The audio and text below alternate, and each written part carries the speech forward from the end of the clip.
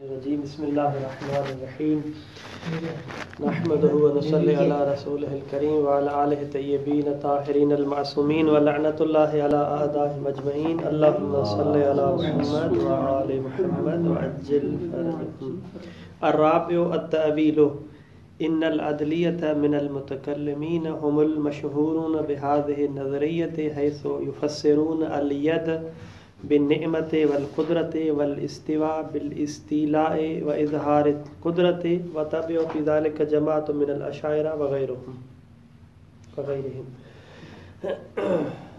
ہم پڑھ رہے تھے صفات خبریہ کے بارے میں. صفات خبریہ کے بارے میں ہم نے کہا تھا کہ 5 اقوال ہیں. مصنف نے اس کتاب میں 4 کو ذکر کیا اور ایک 5واں قول ہے. چوتھا قول، پہلا قول یہ تھا کہ یہ صفات خدا کے لیے ثابت ہے بالکیف و تشبیہ، ٹھیک ہے، یعنی اسی کیفیت کے ساتھ اور اسی شباہت کے ساتھ. یہ ہم نے کہا نظریہ ہے کس کا؟ اہل حدیث اور حنابلہ کا. ہم نے کہا یہ باطل ہے کیونکہ اس سے جسمیت ثابت ہوتی ہے. یہ پھر ایک الگ نظریہ ہے کہ جو مجسمہ ہے آیا وہ کافر ہیں، ان پر کفر کا حکم لگے گا نہیں لگے گا، فقہی مسئلہ ہے. ہم چونکہ کلامی عنوان سے پڑھ رہے ہیں وہ مجسمہ ہیں. دوسرا نظریہ ہے کہ یہ خداوند قدوس کے لیے صفات خبریہ ثابت ہیں معنی حقیقی کے عنوان سے، منتہا بلا کیف ولا تشبیہ. یہ اشاعرہ کا جو ہے نا وہ ہم نے نظریہ بیان کیا تھا. تیسرا نظریہ کیا تھا؟ تفویض کا، کہ یہ معنی صفات خبریہ ہم اس پر عقیدہ رکھتے ہیں کہ خدا کے لیے ثابت ہے، لیکن کس معنی اور کس مفہوم کے ساتھ ہمیں معلوم نہیں ہے، تو ہم اس کو ارجاء دیتے ہیں کہ جو معنی خدا کے ہاں وہی ہم اس کو قبول کرتے ہیں. تفویض کرتے ہیں اس کے مفاہیم اور مطالب کو خدا کے علم کی طرف. تو یہاں پہ ہم نے کہا تھا تفویض وہ والا تفویض نہیں ہے جو ادھر استعمال ہوتا ہے اس میں ربوبیت اور اس مسئلے میں. چوتھا قول یہ ہے کہ تعویل، ہم تعویل کریں گے. یہ جو صفات خبریہ ہیں ان کی ہم تعویل کریں گے معنی مجازی کی طرف، معنی حقیقی کو ہم نہیں لے سکتے. مثال کے طور پہ کیسے تعویل کریں گے؟ کہتے ہیں کہ ایک ہمارے پاس ظہور لغوی ہوتا ہے، ظہور فردی ہوتا ہے، اس کو ظہور حرفی سے بھی تعبیر کرتے ہیں. یعنی ایک کلمہ ہے، اس کلمے کا اپنا ایک ظہور ہے کلمے کے اعتبار سے، مفرد ہونے کے اعتبار سے، ٹھیک ہے. اس کو ہم کہیں گے کہ ایک مفرد آپ کے سامنے آیا جیسے اسد، تو اسد سے آپ کے ذہن میں ایک جو ہے نا معنی تصوری بنی، معنی تصوری، تو اس کو ہم معنی تصوری کو ظہور حرفی بھی کہتے ہیں اور ظہور فردی بھی کہتے ہیں، ظہور کلمی، کلمے کا ظہور جو ہے وہ بھی کہتے ہیں. اور ایک مرتبہ یہ ہوتا ہے کہ جملے کا ظہور ہے، یعنی پورا جملہ ملا کے ہم جو ہے وہ اس کا ظہور لیتے ہیں. یہ مؤولہ کیا کہتے ہیں؟ یہ مؤولہ ہے، ٹھیک ہے. تعویل کرنے والے کہتے ہیں کہ یہاں پہ ید مثال کے طور پہ اس کا معنی لغوی کیا ہے؟ عضو خاص. اس کا یہ معنی حقیقی ہے. ہم اس کی تعویل کریں گے کہ یہاں ید سے مراد معنی حقیقی اور یہ نہیں ہے، بلکہ یہاں ید سے مراد یا تو نعمت ہے، چونکہ قرآن مجید میں جو ہے نا وہ نعمت کے طور پہ استعمال ہوا ہے، یا جو ہے وہ اس سے مراد ہم لیں گے قدرت. تو لہذا خدا کے لیے جب بھی یہ لفظ استعمال ہوگا تو اس کی ہم تعویل کریں گے کہ یہاں مراد ید سے قدرت ہے یا جو ہے وہ نعمت ہے. تو یہ کیا ہو جائے گی؟ تعویل ہو جائے گی. اسی طرح باقی جو ہے نا وہ الفاظ ہیں. مصنف فرماتے ہیں کہ دیکھیں مؤولہ کی جو بات ہے یہ صحیح نہیں ہے، ٹھیک. معاولہ کی بات جو ہے وہ صحیح نہیں ہے. دیکھیں معاولہ میں اساسی نقطہ کیا ہے؟ معاولہ کہتے ہیں کہ ہم یہاں پہ تعویل کریں گے قرآن مجید کے کلمات کی. میرے ساتھ ہیں؟ ہم کیا کریں گے؟ تعویل کریں گے قرآن مجید میں یہ جو کلمات وارد ہوئے ہیں. ایک ہمارے پاس تفسیر ہے اور ایک ہمارے پاس تعویل ہے. کیا فرق ہے تفسیر اور تعویل میں؟ تفسیر ایک مرتبہ جو آیت ہے وہ نص ہے، کسی مطلب میں صریح ہے، تو پھر واضح ہے نا، اس پہ کسی کو کوئی شک ہی نہیں ہے. تفسیر کی ہمیں ضرورت کہاں پڑتی ہے؟ تفسیر پہ وہاں پڑتی ہے کہ جہاں پر قرآن مجید کی آیات اور کلمات میں جو ہے نا وہ کوئی معنی میں کوئی پیچیدگی ہے، ہم اس کو کشف کرتے ہیں، ٹھیک ہے. اس کا کشف کرتے ہیں کہ اس لفظ کا یہ معنی ہے، ٹھیک ہے، اس کا لفظ کا یہ معنی ہے، اس کی ہم جو ہے وہ تفسیر کرتے ہیں، توضیح بیان کرتے ہیں۔ دوبارہ آتا ہوں، ہمارے پاس آیت ہے، اگر اس کا لفظ معنی واضح ہے، مطلب واضح ہے، مفہوم واضح ہے، تو پھر مشکل تفسیر کی ضرورت ہے ہمیں؟ کوئی ضرورت نہیں ہے۔ مثلا مثال کے طور پہ بھئی آپ جو ہے نا وہ غریبوں کی مدد کریں، ٹھیک ہے، تو غریب پتہ ہے، مدد پتہ ہے، اور ہم نے کرنی ہے، اس میں کوئی مشکل نہیں ہے۔ لیکن اگر ایسی آیت آ جاتی ہے، مثلا ایسا کلمہ آ جاتا ہے کہ اس کا ہمیں معلوم نہیں ہے کہ اس کا کیا معنی ہے، تو پھر وہاں پہ اس کی تفسیر کی ضرورت ہوتی ہے۔ اس کے اندر جو کیا کہتے ہیں غموض ہے، اس غموض کو دور کرنے کا نام تفسیر ہے۔ تفسیر کا دقیق معنی کیا ہوا؟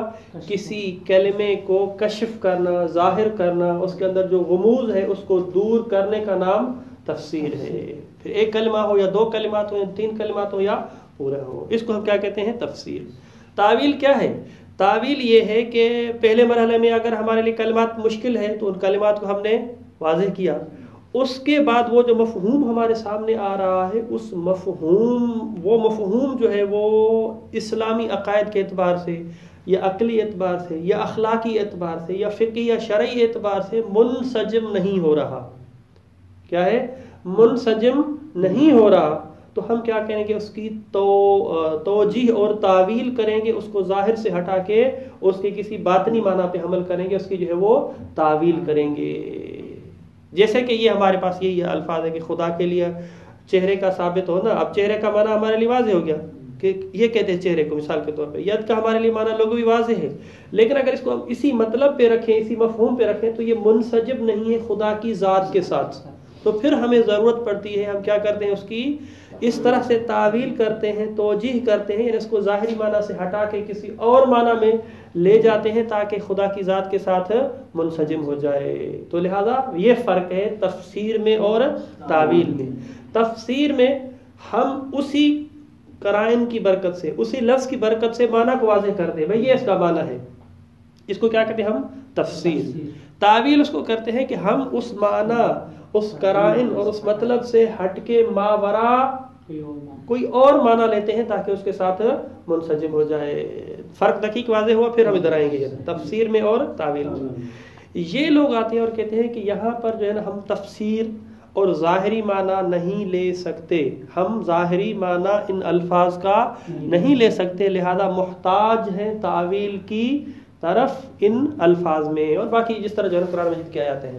مصنف کہتے ہیں دیکھیں بھائی، آپ جو معولہ حضرات ہیں، تعویل کرنے والے حضرات ہیں، اور یہاں پہ اگرچہ یہ ہم مختصر بیان کر رہے ہیں ان آیات کے حوالے سے، وَإِلَّا معولہ ایک فرقہ ہے، ٹھیک ہے، معولہ ایک مذہب ہے، ایک جو ہے نا وہ پورا نظریہ ہے، وہ خصوصاً یہ جو صوفی حضرات ہیں، ابن عربی جیسے لوگ ہیں، وہ قرآن مجید میں پوری تعویل اور اس کے قائل ہیں۔ مثال کے طور پہ جو ہے نا وہ الصلاۃ تنہا عن الفحشاء والمنکر، ٹھیک ہے، یہ ہے، تو اس میں آتے ہیں کہ بھئی خدا قدوس نے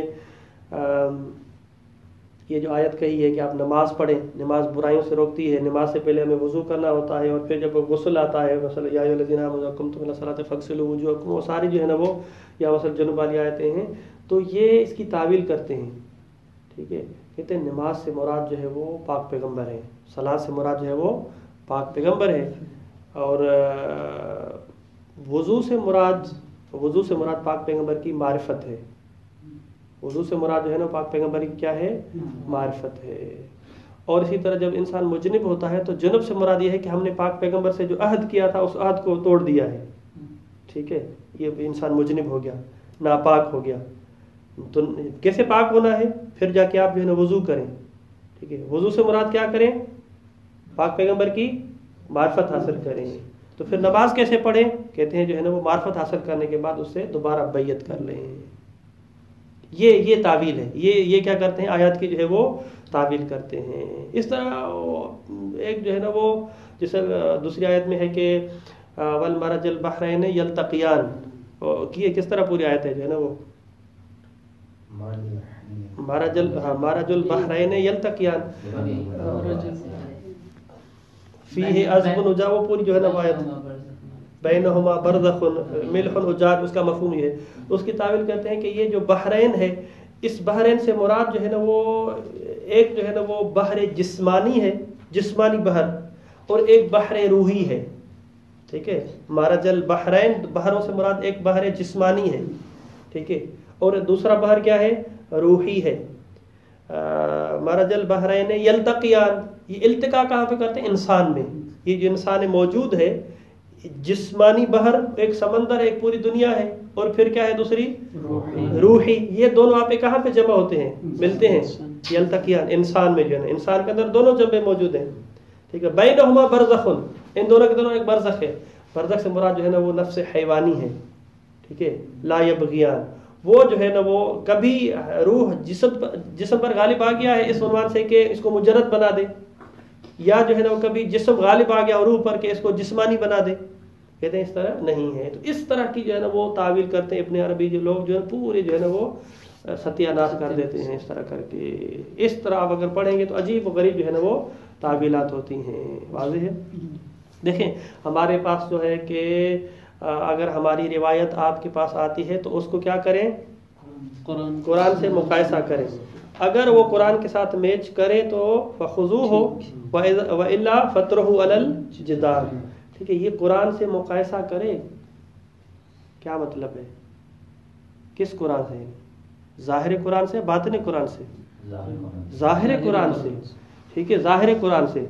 تو اس اعتبار سے ہمارے ہاں بھی ایک جو ہے نا وہ بہت بڑا آج کل یہ کیا کہتے ہیں کہ اس طرف ذہن جا رہا ہے کہ ہم ہر آیت کو جو ہے نا وہ پلٹاتے ہیں کسی اور چیز کی طرح، ظاہر سے ہٹ کے جو ہے اس سے مراد یہ نہیں ہے، اس سے مراد جو ہے نا وہ کوئی اور ہے، کوئی اور ہے، کوئی اور ہے، کوئی اور ہے. ظاہر قرآن جو ہدایت کے لیے آتا ہے ہم اس کو بالکل جو ہے نا وہ الگ سے جو ہے نا لے جاتے ہیں. تو لہذا یہ بھی گویا کہ روایت منع کریں کہ جو ظاہر آپ کے لیے ہے آپ اس کو سمجھ سکتے ہیں. ہمارے جو ایک نظریہ قائم ہے کہ قرآن مجید کی تفسیر ممکن ہی نہیں ہے سوائے اہل بیت علیہ السلام کی روایت سے، یہ نظریہ جو ہے وہ درست نہیں ہے. جو آیات محکم ہیں، جو آیات واضح ہیں، تو وہ اس کی جو ہے نا وہ ہاں اس کو مزید کھولنے کے لیے، اس کی مزید جو ہے نا اس کے بطون کے لیے، جو 70 بطون ہے اس کے لیے ضرورت ہے.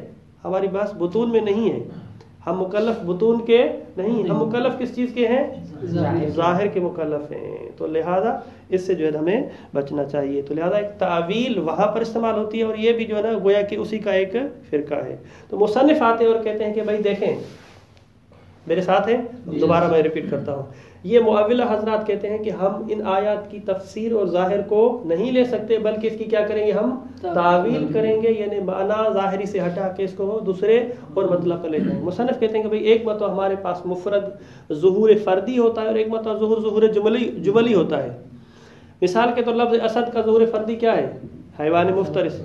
اگر اس کو ہم جملے میں لے کے آئیں، مثال کے طور پہ رأیت اسدا یأکل الحیوان مثلا، اور یفترس الحیوان، ٹھیک. تو اس جملے کا ظہور کس مطلب میں ہے؟ اس کا ظہور کس میں آتا ہے؟ حیوان مفترس میں.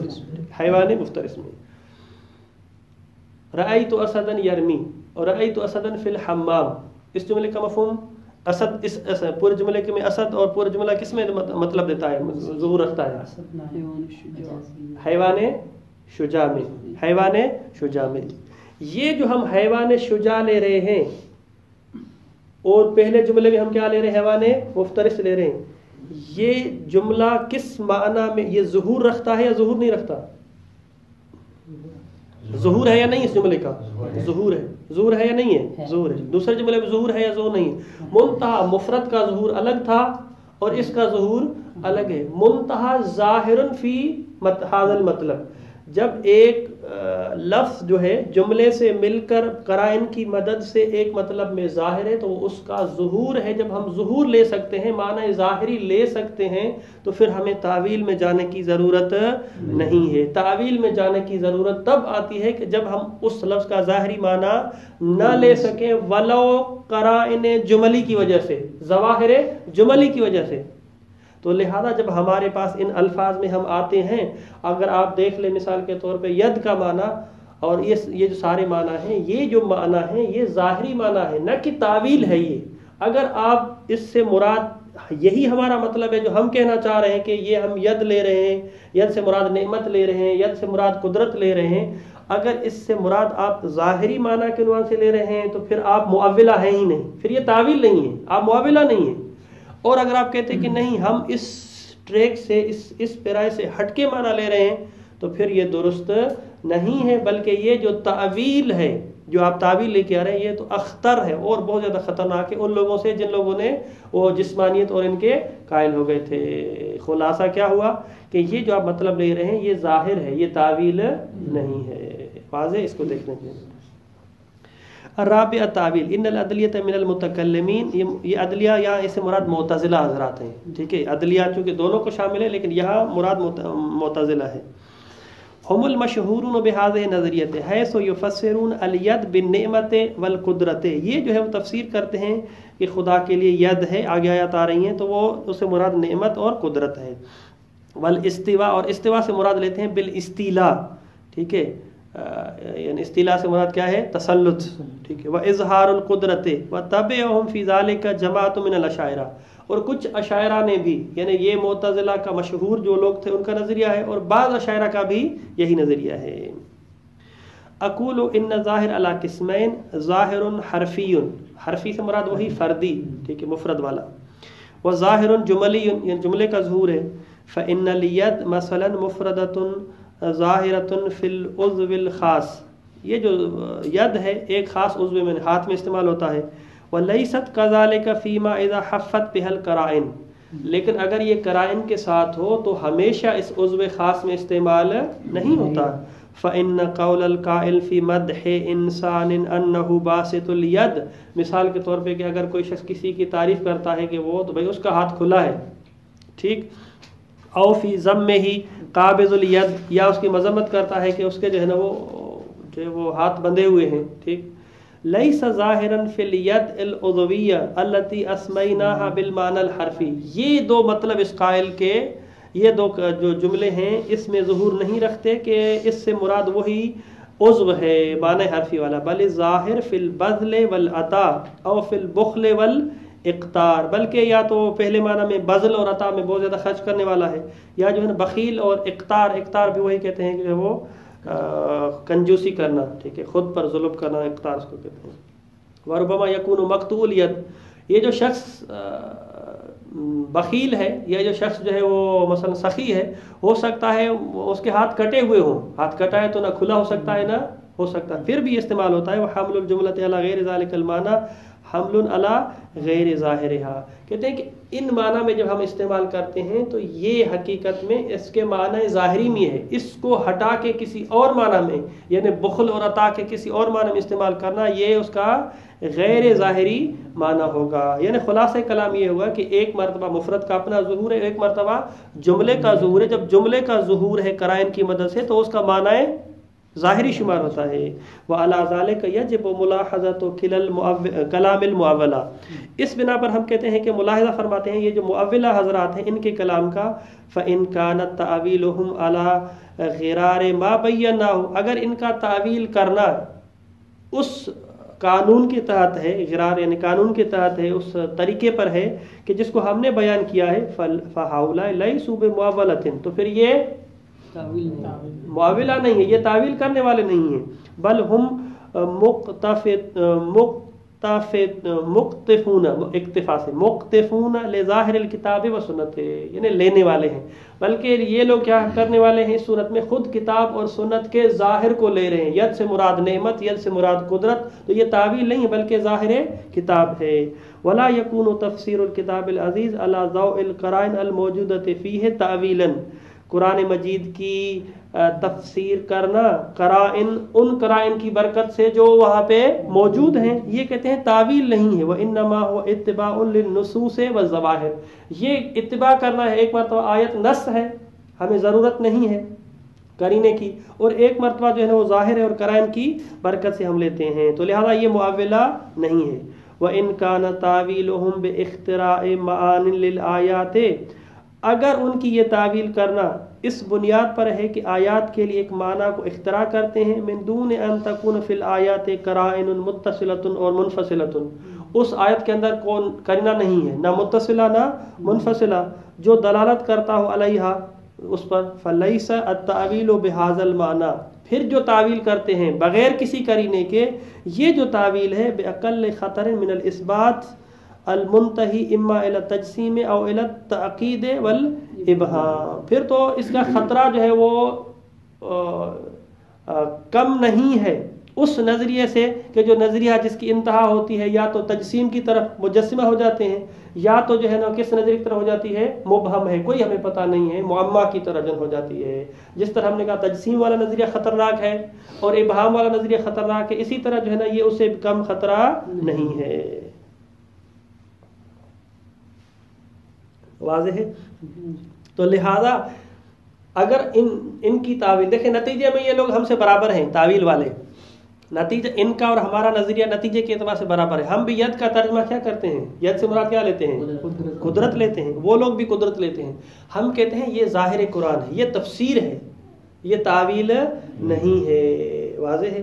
کیونکہ اس کو تعویل کہنا ہی درست نہیں ہے۔ تعویل اور تفسیر میں ہم نے اس وجہ سے فرق بیان کیا۔ وَعَلَى ضَوْءِ مَا قَرَّرْنَا مِنَ الضَّابِطَةِ وَالْمِيزَانِ نقدر علی تفسیر ما ورد فی التنزیل من الوجہ، کہتے ہیں کہ اس روشنی میں کہ جو ہم نے قانون اور ایک میزان پیش کیا ہے کہ قرائن کی برکت سے آپ جو ہے وہ تفسیر کر سکتے ہیں، تو پھر اس صورت میں یہ جو الفاظ وارد ہوئے ہیں قرآن مجید میں، اس کی آپ تفسیر کر سکتے ہیں، کوئی مشکل نہیں ہے۔ مثال کے طور پہ وجہ کہاں وارد ہوا ہے؟ کل شیء ہالک الا وجہہ، ٹھیک ہے، الا وجہہ، وجہ جو ہے وہ ایک مرتبہ ہاتھ کے لیے استعمال ہوتا ہے اور ایک مرتبہ کس کے لیے استعمال ہوتا ہے؟ ذات کے لیے، یعنی ہر چیز ہلاک ہو جائے گی سوائے خدا کی ذات کے۔ تو یہاں حقیقت میں ذات کو وجہ سے اس وجہ سے تعبیر کرتے ہیں چونکہ پورے انسان کی باڈی میں پورا کپوردہ، پورا جو اس کی ذات ہے وہ کس پر قائم ہے؟ ہاتھ کاٹ دیں انسان زندہ رہے گا؟ نہیں رہے گا؟ رہے گا۔ ٹانگیں کاٹ دیں، کان کاٹ دیں، اگر گردن کاٹ دیں تو نہیں رہے گا۔ تو وجہ، ٹھیک ہے۔ اور اسی طرح جو ہے انسان کی پہچان کس سے ہے؟ اس کی ذات کی، اس کی شخصیت کی۔ مثلا جس طرح ماسک پہنا ہو، پورا جسم جو ہے نا وہ چھپا ہوا ہو تو پتہ نہیں چلتا کہ کون ہے، تو لہذا وجہ جو ہے عبارت اخرى اس کی ذات کی نشاندہی کر رہا ہوتا ہے، اس وجہ سے وجہ کو ذات کے معنی میں استعمال کیا جاتا ہے، تو لہذا یہ اس کا ظاہری معنی ہے۔ اسی طرح جو ہے نا وہ عین ہے، وَصْنَعْ الْفُلْكَ بِأَعْيُنِنَا وَوَحْيِنَا، یہاں پر عین جس طرح آنکھوں میں استعمال ہوتی ہے، یعنی یہاں ہماری نگرانی میں، ٹھیک ہے، ہمارے آنکھوں کے سامنے، یعنی کوئی بھی چیز آنکھوں کے سامنے ہوتی ہے، کیا مطلب ہے؟ ہماری نگرانی میں ہوتی ہے، تو یہاں عین جو ہے نا اس آنکھ میں معنی میں نہیں بلکہ اس معنی میں ہے۔ اسی طرح والجنب، جیسے کہ ان تقول نفس یا حسرتی علی ما فرطت فی جنب اللہ، خدا کے جنب میں یعنی خدا کے وہی محضر میں، جنب سے مراد جو ہے یہاں پہ محضر ہے۔ والفوقیت، مثلا فوقیت کے لیے مثال کے 5 نمبر آپ نیچے دیکھ لیں حاشیے میں کہ ید اللہ فوق ایدیہم، تو یہاں فوقیت سے مراد جو ہے وہ تسلط ہے، ٹھیک ہے، ید اللہ فوق ایدیہم۔ اسی طرح عرش ہے، عرش کس معنی میں استعمال ہوتا ہے؟ عرش جو ہے وہ استیلا کے معنی میں استعمال ہوتا ہے۔ پھر اس کی پوری لمبی چوڑی بحث کی ہے کہ کلام عرب میں اس طرح ساری جو ہے نا خدا کے لیے عرش ہے۔ حقیقت کلمہ عرش جو ہے نا 20 مرتبہ قرآن مجید میں استعمال ہوا ہے، 20 مرتبہ، اس میں 2 مرتبہ عرش الملک اور اس طرح استعمال ہوا ہے، 10 مرتبہ جو ہے نا خدا کے لیے استعمال ہوا ہے کہ خدا جو ہے نا عرش پر استوا ہے، تو یہاں مراد ہے وہ استیلا ہے۔ والاستوا، استوا بھی وہی قائم ہونے کے معنی میں ہے۔ وما یشابہ الی ذالک من دون ان تمس کرامت التنزیہ، کہتے ہیں کہ یہاں ہم ان کے وہ معنی لے کے آئیں گے جس سے خداوند قدوس کی کرامت جو ہے وہ منزہ ہوگی اور اس سے کوئی، اس میں کوئی مشکل نہیں ہوگی۔ من دون ان تخرج عن ظاہر الآیات، اور ہم اس کی جو تفسیر کریں گے تو آیات کے ظاہر سے ہم نہیں نکلیں گے، ظاہر سے نکل کے کہاں جائیں گے؟ بالتاویلات الباردۃ غیر صحیحۃ، کہ تفسیر سے نکل کے ہم جو ہے وہ تعویل میں آ جائیں جو کہ صحیح نہیں ہے، الباردۃ یعنی الواردۃ۔ واضح؟ ہمارے پاس ٹائم ہے جو ہے نا انشاءاللہ۔ الفصل التاسع صفات سلبیہ، یہ مطلب واضح ہے، کہتے ہیں کہ صفات سلبیہ، سب سے پہلے صفات سلبیہ سے مراد کیا ہے؟ صفات سلبیہ، صفات سلبیہ، صفات سلبیہ یعنی صفت کو سلب کریں، صفت مطلب ہے خوبی، تو یہ کیسے بھائی خدا سے صفت کو سلب کر رہے ہیں؟ ابتدائی طور پہ اس کا جو معنی جو آتا ہے وہ صحیح نہیں. صفات سلبیہ یعنی خدا سے کسی صفت کو سلب کرنا یعنی کسی کمال کو سلب کرنا, کہتے ہیں یہ مراد نہیں ہے صفات سلبیہ کی, بلکہ مراد یہ ہے کہ جو یعنی کچھ حضرات ایسے ہیں کہ خدا کے لیے کسی ایسی چیزوں کے قائل ہو گئے جو نقص شمار ہوتی تھی, جیسے جسمیت ہے, ٹھیک, جیسے تحیز ہے, جیسے آنکھ کا ہونا ہے, جیسے خدا کے لیے ٹانگ کا ہونا ہے. اس طرح جو ہے نا وہ یہ چونکہ ایسی چیزیں ہیں جو نقص شمار ہوتی ہیں تو ان نقائص کو سلب کرنے سے مراد ہماری صفات سلبیہ ہے. واضح یہ اس طرح, اس میں کوئی اتنا مطلب نہیں, اس کو لے کے آتے ہیں. الفصل التاسع صفات سلبیہ. تو صفات سلبیہ ما تفید معنی سلبیا, صفات سلبیہ کا مطلب ہے کہ جو معنی سلبی دے دے. لیکن اللہ تعالیٰ لا یجوز سلب کمال من الکمالات عنہ, کیوں, لیکن خدا سے کسی کمال کو سلب نہیں کیا جا سکتا. لکونہ مبدأ کل کمال, جب مبدأ وہ ہے تو پھر سلب ممکن نہیں ہے. فصفاتہ سلبیہ ما دل علی سلب النقص والحاجت. صفات سلبیہ کا مطلب یہ ہے کہ وہ صفت جو دلالت کرتی ہے کہ خدا سے نقص اور حاجت احتیاج سلب ہے. کمن لیس بجاہل, جیسے مثال کے طور پہ مثلا جاہل نہیں ہے. ولیس بعاجز ولما کان معنی النقص والحاجت فی معنی سلب الکمال کانت صفت سلبیہ المفیدہ لسلب النقص. کہتے ولما کان معنی النقص والحاجہ, نقص اور حاجت کا مطلب یہ ہے فی معنی سلب الکمال. نقص ہے کا مطلب ہے کمال سلب ہو رہا ہے. نقص خود نقص ہونے کا مطلب کیا ہے, سلب, کمال سلب ہو رہا ہے. تو کانت صفت سلبیہ المفیدہ, صفت سلبیہ کیا ہوگی لسلب النقص. حقیقت میں اس کمال کو نقص نہیں کیا جائے گا بلکہ نقص کو سلب کیا جائے گا.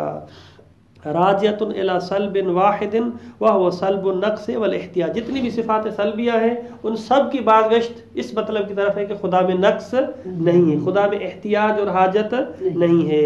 وَلَقَدْ أَجَادَ الْحَكِيمُ السبزواری فی المقام. حکیم سبزواری جو ہے نا وہ حاجی علی سبزواری, انہوں نے بہترین بات کہی ہے, اور چونکہ فلسفے والے اجاد کہتے ہیں اس وجہ سے مشکل عبارت پیش کی ہے. قال وصفہ سلبی سلب سلب, اس کی صفت سلبی یہ ہے کہ آپ سلب کو سلب کریں. جاء فی سلب الاحتیاج, جو احتیاج کے سلب میں آیا ہے. کلن ادرجا, جتنے بھی احتیاج میں چیزیں درج ہوئی ہیں اس کو آپ کیا کریں, سلب کریں.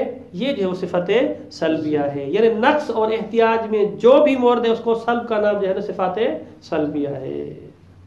وقت ظہرت فی مجال صفات سلبیہ عقائد و آراء سخیفہ. کہتے ہیں کہ صفات سلبیہ میں جو رائے آئے ہیں سخیف اور ہلکی رائے ہیں, کل حلول, خدا جو ہے نا حلول کرتا ہے, والجہہ ورؤیہ وغیر ذالک. فدعا ذالک المتکلمین ان یبعثوا. ویسے اس صفات سلبیہ میں بحث کرنے کی ضرورت نہیں تھی, لیکن متکلمین نے کیوں بحث کی ہے, چونکہ کچھ لوگ اس قسم کے صفات کے قائل ہو گئے ہیں جس سے نقص اور احتیاج لازم آتی ہے. ان یبحثوا فدعا ذالک, اس بات نے جو ہے نا وہ دعوت دی متکلمین کو کہ ان یبحثوا عن هذه صفات سلبیہ فی مسفوراتہم الکلامیہ, ان کی جو کتب کلامیہ ہیں جیسے اسفار وغیرہ جو ہے نا اس کو مسفورات سے تعبیر کیا ہے. والاصل الکافل, کہتے ہیں اصل جو اس بات ساروں کی کفالت کرتا ہے, لابطال جمیع تلک المذاہب والآراء وجوب الوجود بالذات. جو بھی آپ لے کے آئیں گے کہیں گے کہ چونکہ یہ ذات کیا ہے, واجب الوجود ہے, اور واجب الوجود کبھی محتاج نہیں ہوتا ہے, کبھی حلول نہیں کرتا ہے, کبھی جہت نہیں رکھتا ہے, کبھی یہ, تو سب کا جواب جو ہے وہ سب کی دلیل کیا بنے گی, واجب الوجود ہونا. فإن الجمی مستلزم للترکیب والجسمیت, جتنے بھی آپ لے کے آئیں گے صفات حلول جہت, اس سے لازمہ ترکیب کا ہے اور جسمیت کا ہے. وہما آیات الفقر والحاجت, اور ترکیب مرکب ہونا یا جسم رکھنا یہ نشانی ہے کہ وہ فقر اور احتیاج والا ہے. المنافیت لوجوب الوجود بالذات. وقت تقدم الکلام حول بعض هذه صفات, کچھ صفات کو ہم بیان کر چکے ہیں, کہ نفی شریک و ترکیب و صفات زائدۃ علی ذات فی مباحث توحید. ونبحث الان عن غیرها فنقول انه تعالی لیس بجسم, خدا جسم نہیں رکھتا ہے. الجسم علی ما نعرف له من الخواص وهو ما يشتمل على الابعاد الثلاثه, جسم کی خصوصیت یہ ہے کہ جسم ہمیشہ ابعاد ثلاثہ, جب بھی آپ کہیں گے جسم تو اس کا لازمہ یہ ہے, جسم ہو تو حتماً یہ ہے کہ اس کے ابعاد ثلاثہ ہوں گے. کیا کیا ہے, طول ہے, عرض ہے اور عمق ہے، یعنی طول بھی ہوگا اور عرض بھی ہوگا اور اس کا عمق بھی ہوگا، ٹھیک ہے۔ جسم مطلب یہ تین چیزیں حتماً ہوں گی، وہ ملازم للترکیب، اس کا مطلب ہے کہ یہ تین جز سے بن کے بنا ہے، تین جزوں سے مل کے بنا ہے، اور جس کے جز ہوں وہ مرکب کیا ہوتا ہے؟ محتاج ہوتا ہے، اور خدا واجب الوجود محتاج نہیں ہوتا۔ والمرکب محتاج الی اجزاء والمحتاج لا یکون واجب الوجود بالذات، بس لہذا خدا جسم نہیں رکھتا ہے، واضح ہے۔ ایک ہے جسم، ایک ہے جسد، جسم اور جسد، جسم اور جسد میں فرق بیان کرتے ہیں کہ جسد ہم کہتے ہیں اس کے جسد خاکی کو، جسم خاکی نہیں کہتے ہیں، کیوں؟ جسم اس وقت کی تعبیر کرتے ہیں جب اس میں روح ہو، روح نکلنے کے بعد اس کو ہم کس سے تعبیر کرتے ہیں؟ جسد سے۔ لیس فی جہت ولا محل، کہتے ہیں کہ وہ کسی جہت میں نہیں ہے، کسی محل میں نہیں ہے۔ وقد تبین استغناء عنہما مما ذکر من الدلیل علی نفی الجسمیت، کسی جہت میں ہونا یہ کس کی خصوصیت ہے؟ جسم کی۔ کسی محل میں ہونا، محل کا محتاج ہونا کس کی خصوصیت ہے؟ جسم کی۔ جب ہم جسم کی نفی کر چکے ہیں تو فإن الواقع فی جہت ولا یکن الا جسما اور جسمانیا، یا جسم ہوگا یا جسمانی ہوگا، یعنی کچھ چیزیں ایسی ہیں کہ جسم تو نہیں ہیں لیکن جسمانی ہیں، مادہ تو نہیں ہے لیکن مادی ہیں، واضح ہے۔ مثال کے طور پہ روح، نفس یہ مجرد ہے، مادی ہے، مادہ ہے، مادہ نہیں ہے لیکن مادی ہے۔ کیوں مادی ہے؟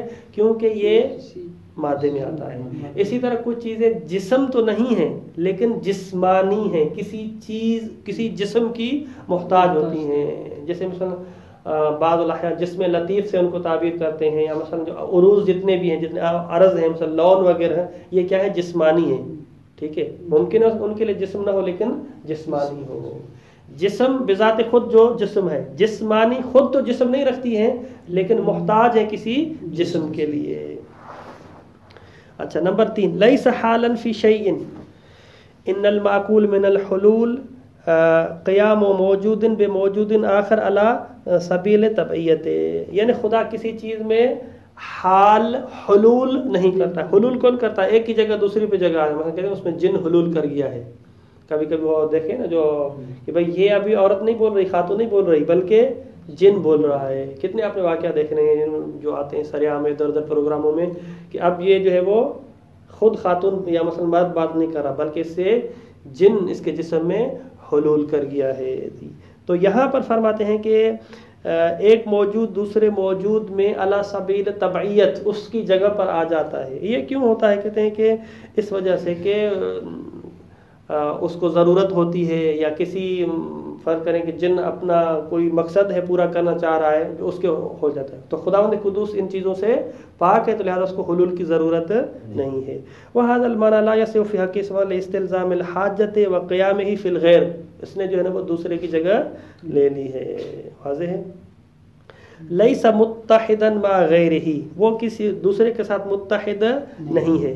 حقیقت الاتحاد عبارت عن سیرورت الشیئین المتغایرین شیئا واحدا وهو مستحیل فی حقہ تعالی مضافا الی استحالتہ فی ذاتہ فإن ذلك الغیر بحکم انحصار واجب الوجود فی واحد۔ ٹائم ہے ہمارے پاس یا اس کو کل کے لیے رکھیں؟ دیکھیں کل کے لیے رکھیں۔ صلی اللہ علیہ محمد وآلہ الطاہرین۔